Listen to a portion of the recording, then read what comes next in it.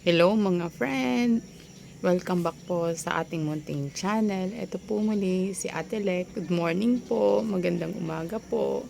At nandito po tayo sa mini garden. Ito po at ang ating blue ternate ay marami pong bulaklak. Gusto ko pong i-share sa inyo. Ayan. Ang ating blue ternate ay namumulaklak na po siya ng marami. Ayan.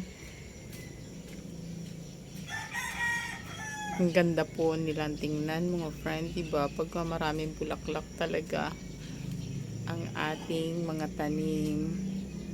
Ayan. Ang ganda po nilang tingnan. Ito.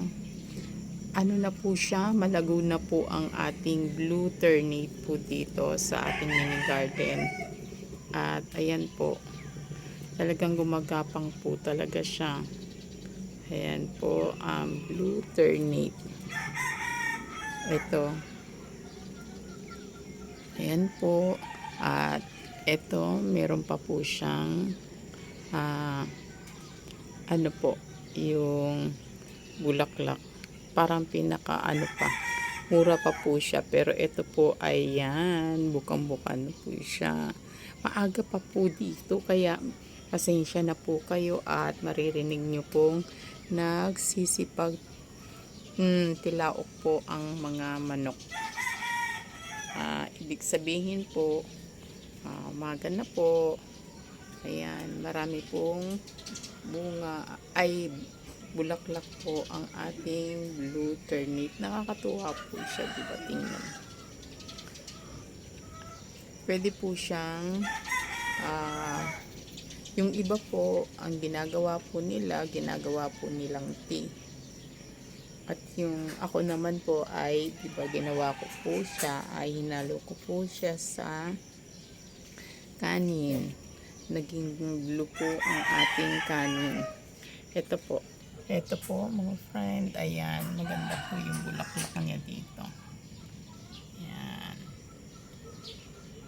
Talagang nakakagaan po ng damdamin at ang mga bulaklak po. Ayan.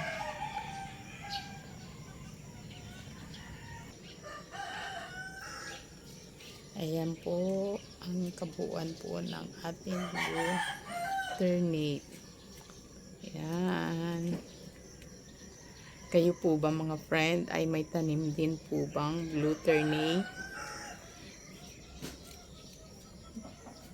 Ayan po. Hanggang sa muli po mga friend. Mag-iingat po kayo palagi.